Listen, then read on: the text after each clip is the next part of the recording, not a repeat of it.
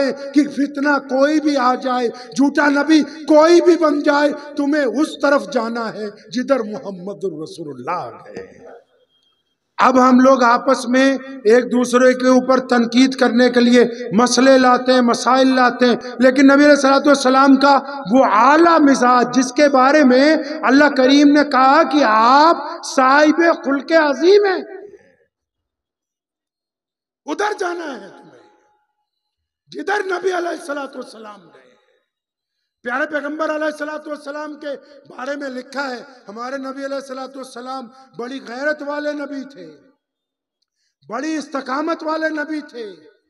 عثمان بن طلحہ سے جس دن چابی مانگی نا خانہ کعبہ کی کہ مجھے چابی دو، 2 نفل پڑھنے، آپ ہجرت پر جانا چاہتے تھے، نبی علیہ السلام نے چابی مانگی تو اس نے کہا میں چابی نہیں دوں گا، تو نبی علیہ السلام نے یہ نہیں کہا کہ تو یار بھائی بن کے چابی دے دے، دوست بن کے چابی دے دے، کوئی منت نہیں کی، بلکہ پوری استقامت کے ساتھ اپنا سیدھا ہاتھ طلحہ کے ابن طلحہ کے کندھے پر تھپکی ماری، فرمایا ابن طلحہ ایک وقت آئے گا یہ چابی ہم تم سے لے لیں گے واپس۔ پھر وہ وقت آیا، نبی علیہ السلام نے وہ چابی واپس لی، لیکن لینے کے بعد جب خانہ کعبہ میں نماز ہو گئی، کیا کیا پیغمبر اعظم علیہ السلام نے؟ عثمان بن طلحہ کو قریب بلایا، فرمایا پکڑ لے چابی، قیامت تک تیری نسل میں باقی رہے گی۔ سیدنا عثمان بن طلحہ فرماتے ہیں میری طرف چابی نہیں آئی، میری طرف تو کلمہ لا الہ الا اللہ محمد الرسول اللہ کی دولت آئی کہ اتنے کریم رسول ہیں کہ جب بدلے کا وقت آیا اس وقت بھی لوگوں کو معاف کرتے ہیں۔ اتنے کریم رسول ہیں کہ جب بدلہ لینے کی بات آئی تو نبی علیہ الصلوۃ والسلام معاف کر رہے ہیں۔ پیارے پیغمبر محمد رسول اللہ صلی اللہ تعالی وسلم مسجد نبوی میں تشریف رکھتے ہیں۔ آپ حضرات کو میری بات سمجھ آ رہی ہے نا بھائی؟ ارے بولے سمجھ آ رہی ہے؟ کہیں آپ سوچ رہے ہو کہ کچھ مسئلے بتاؤں پھر کچھ فتوے ہو جائیں، کا ذکر خیر نہیں ہوتا ہے۔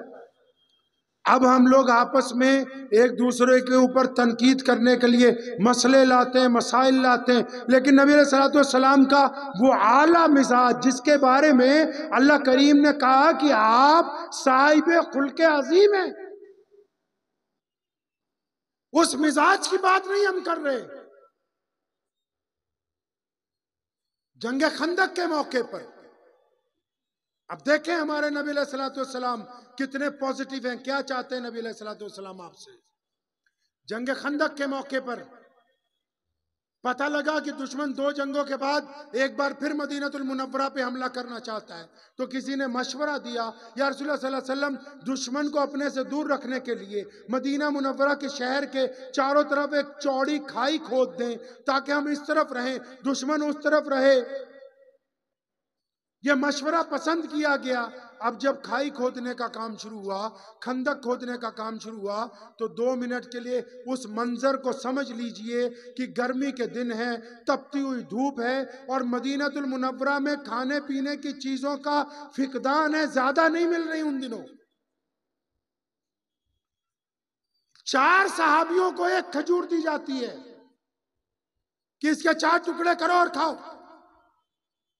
آج کل پیچھے خزانے میں پیسے نہیں، خندق کھود رہے ہیں تیزی سے، روز مخبر آ کے اطلاع دیتے ہیں کہ دشمن اتنا میل اور آگے آ گیا، ادھر خندق کا کام تیزی سے چل رہا ہے۔ تو چلتے چلتے اچانک ایک جگہ پر ایک بڑا سا پتھر آ گیا اور وہ پتھر کو بہت توڑ رہے ہیں صحابہ، بڑی کوشش کر رہے ہیں، وہ پتھر ٹوٹتا نہیں۔ تو یہ اطلاع نبی علیہ السلام کو دی گئی، پیارے پیغمبر علیہ السلام کو بتایا یا رسول اللہ صلی اللہ علیہ وسلم خندق کے فلاں حصے میں ایک طاقتور بڑا پتھر کی سل آ گئی، یا رسول اللہ وہ ٹوٹ نہیں رہی، اگر وہاں سے خندق نیچے نہیں کی گئی تو دشمن تو ادھر سے اندر آ سکتا ہے۔ تو نبی علیہ السلام نے کہا چلو میں خود دیکھتا ہوں۔ پیارے پیغمبر علیہ السلام خود پہنچ گئے، نبی علیہ السلام خود پہنچ گئے وہاں، تو جا کے وہ جس گھن سے ہتھوڑے سے توڑ رہے تھے وہ نبی علیہ السلام نے اپنے ہاتھ میں پکڑا۔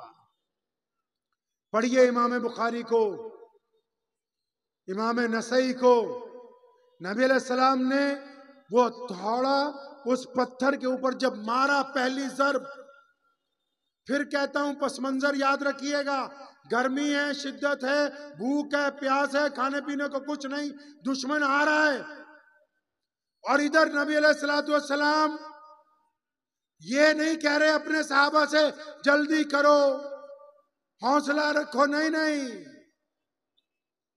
نبی علیہ السلام نے ہتھوڑا مارا، پہلی ضرب میں ہی اس پتھر کے اندر ایک درار پیدا ہو گئی۔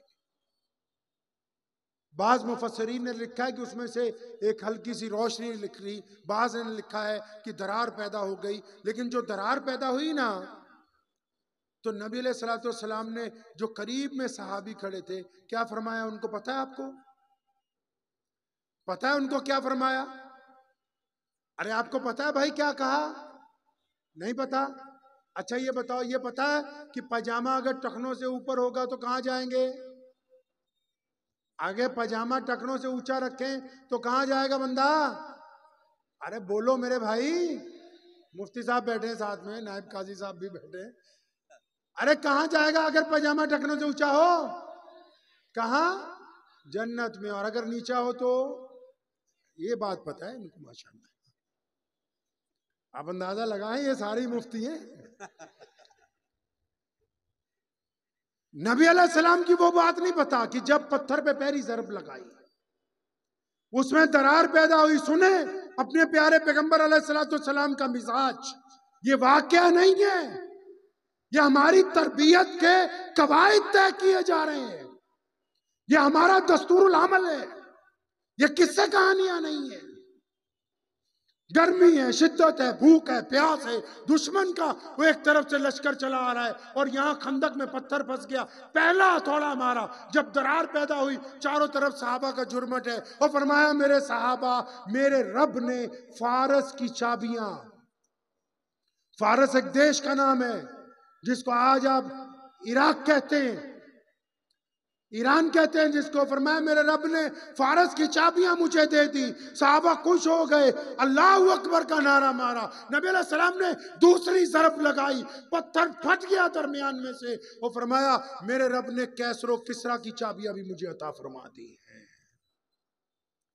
آپ نبی علیہ السلام کا پوزیٹیو ہونا دیکھیے، اس واقعے میں یہ دیکھیے کہ نبی علیہ السلام کتنے مثبت ہیں۔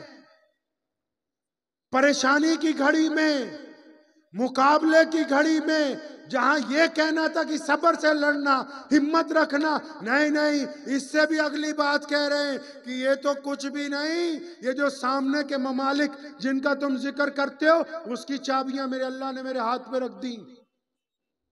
صحابہ خوش ہو گئے، تو نبی علیہ السلام نے تیسری ضرب ماری، اتنی طاقتور ضرب تھی کہ پتھر ریزہ ریزہ ہو گیا۔ تو سیدنا سراقہ رضی اللہ تعالیٰ عنہ ایک صحابی ہیں، وہ قریب میں کھڑے، پیارے پیغمبر علیہ السلام نے سراقہ کا ہاتھ پکڑا اور فرمایا سراقہ، او میرے بچے، او میرے دوست، میں تو کسریٰ کے کنگن، کسریٰ بادشاہ ہے اس وقت کا، ہاتھ میں بڑے بڑے کنگن پہنتا ہے سونے کے، فرمایا میں کسریٰ کے کنگن سراقہ میں تیرے ہاتھوں میں دیکھ رہا ہوں۔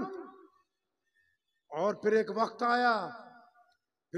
آیا، فارس بھی اللہ کے نبی علیہ السلام کے زیر نگیں آیا، کیسر و کسریٰ بھی آئے، اور امیر المومنین عمر بن خطاب کی سلطنت میں کیسر کے وہ کنگن وہاں سے خالد بن ولید رضی اللہ تعالیٰ عنہ کو ملے، اور وہ کنگن باقاعدہ مدینہ المنورہ بھیجے گئے، اور مسجد نبوی میں 80 سال کی عمر میں حضرت سراقہ رضی اللہ تعالیٰ عنہ کو وہ کنگن پہنائے گئے کہ محمد رسول اللہ نے یہ وعدہ کیا تھا کہ تیرے ہاتھوں میں وہ کنگن پہنچیں گے۔ اندازہ لگائیں کہ ہمارے نبی علیہ السلام بدترین حالات میں بھی اپنی امت کو حوصلے کی بات کرتے ہیں، حوصلہ توڑنے کی بات نہیں کرتے ہیں۔